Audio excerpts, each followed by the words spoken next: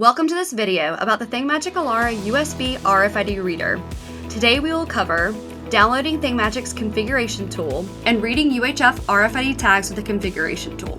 Let's jump in. The ThingMagic configuration tool is a software program that runs on ThingMagic readers for testing and configuration purposes. The link is on our support website and the direct link is in the video description below. Once you get to the download page, click Direct Download. After the configuration tool downloads, your computer might ask you to keep or discard this file. Click Keep and then click Show in Folder. Once the application downloads to your Downloads folder, double-click on the application. Two pop-up windows appear asking you about security settings. Click Run anyway and allow the application to make changes to your device as well. Next, you're asked to choose a destination location for the application and where to place an application shortcut. Either continue with the default or click Browse to choose a different location and click Next. Setup then asks you if you want to perform any additional tasks and gives you the option to create a desktop shortcut. Either click the box for the shortcut and tasks or leave it empty and click Next. Now the application is ready to install. Click Install. Once it is finished, the setup gives you the option to launch. We're going to check that box to launch and then click Finish. It's important to note that this application needs Java Runtime Environment 1.8 or later.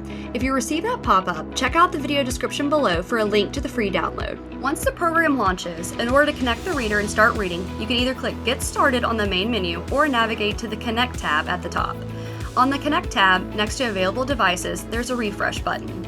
If your Alara is already connected, click the refresh button. If not, plug your Alara into the USB port on your computer now and click refresh. Your Alara should now appear under Available Devices. Because the Alara can be used in two different modes, two versions of the Alara should pop up. One will be labeled HID and the other will be labeled as a communication port it is using. As you can see, mine is using communication port 4, so it's labeled COM4 in this application.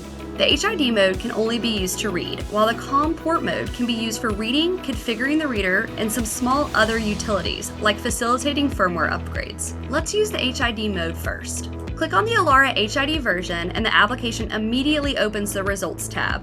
Press the caps lock key twice to begin reading. As you can see, the tag reads appear just like in the free text field application. When you're finished, press the caps lock key twice to end the reading. Next, we'll explore the COM version for configuring read settings and reading. Navigate back to the Connect tab and click on the Alara COM version and click Connect. The reader's information will appear below the Connect button. Click on the Configure tab and you can see that under General Settings, you can change settings like date and time, read power, and duty cycle.